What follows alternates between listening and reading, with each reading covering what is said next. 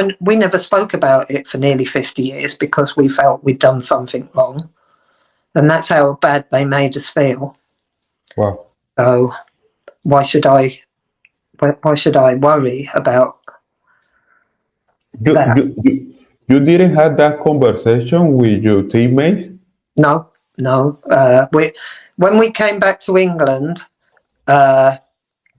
we got off the plane, and there was nobody there to greet us, and we all lived in different parts, so we all went our separate ways, and we never saw each other for 47 years as a group.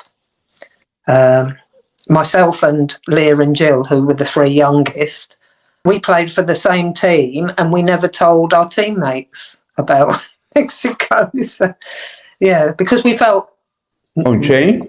almost ashamed. Yeah, almost ashamed of it.